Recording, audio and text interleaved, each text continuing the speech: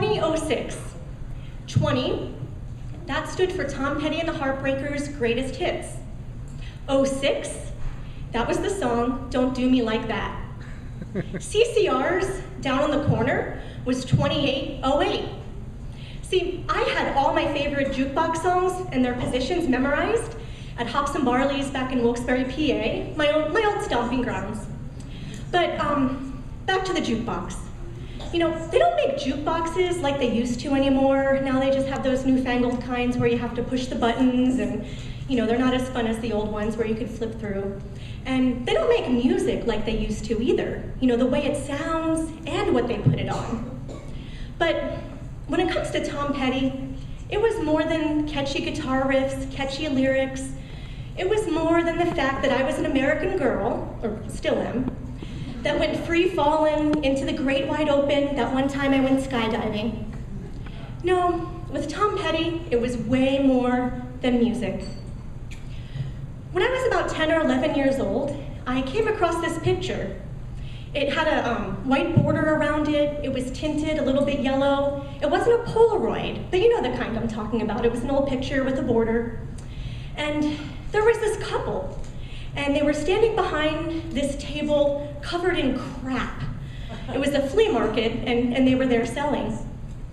The guy, he was a little rugged looking, and he had shaggy long brown hair, or long blonde hair, and he was standing next to a woman and her cigarette. It was my mom. She was pregnant with me at the time. But she was still pretty skinny. And, you know, she was beautiful in that picture with her long, flowing brown hair, and he was rock star-like. So I took a look again at that picture, and my imagination just started going. See, the man in that picture, his name was Tom. Tom P, to be exact. It didn't matter what his last name was, because celebrities and musicians and local DJs, they changed their last names all the time to sound catchy or be memorable. And it didn't matter that he was born in Philadelphia instead of Florida, because, well, people kind of fudge their origin stories too. But that photo, that was all I had.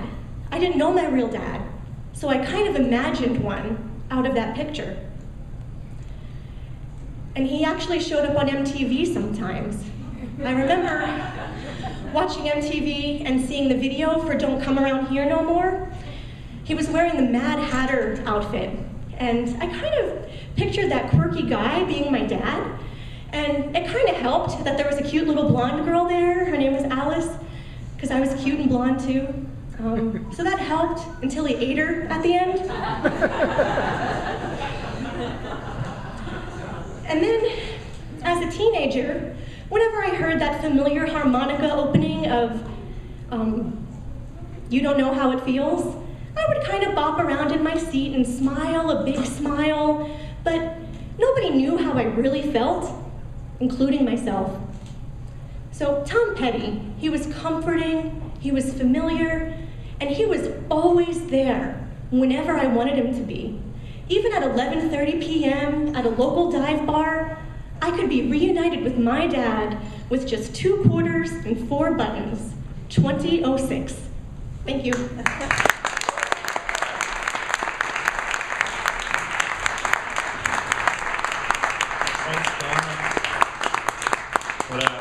That's a really heartfelt story. Don't we all wish our dad was Tom Petty sometimes? Or maybe somebody else, some other rock star.